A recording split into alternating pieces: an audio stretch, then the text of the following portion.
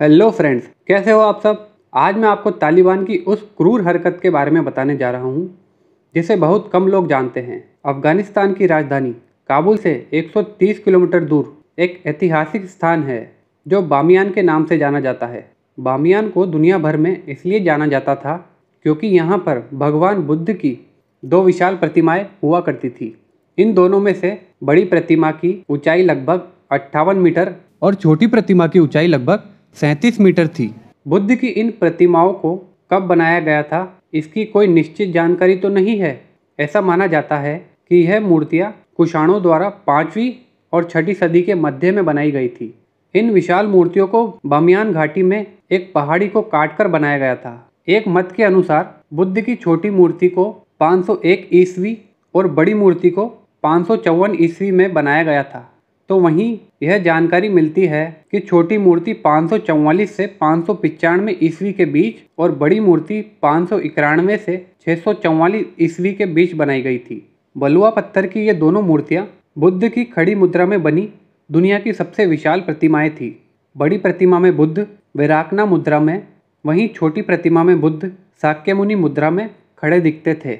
1999 में अफगानिस्तान में तालिबान की सरकार थी और उसका प्रमुख मुल्ला मोहम्मद ओमार था।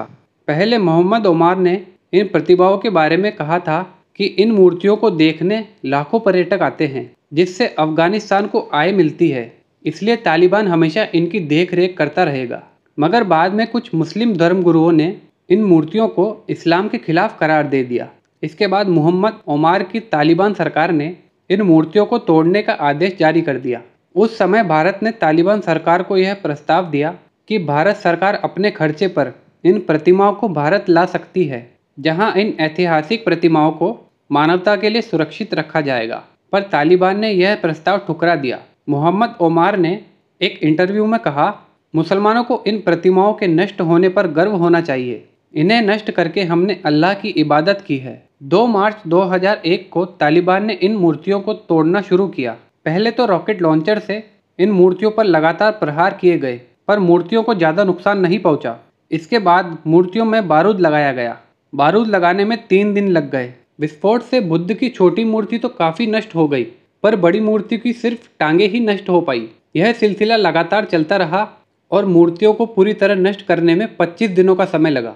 इससे पहले भी कई मुस्लिम राजाओं ने इन मूर्तियों को तोड़ने की कोशिश की है, पर आज हम उनके बारे में बात नहीं कर रहे हैं। 7 जून 2015 को बुद्ध की वही मूर्ति 3D तकनीक की मदद से फिर से बना दी गई थी, लेकिन सिर्फ एक दिन के लिए, क्योंकि इसे बनाने की परमिशन केवल एक दिन के लिए ही थी। मगर इन मूर्तियों को दोबारा बनाने की जिम्मेदारी प्रोफेसर एरविन के हाथों में है।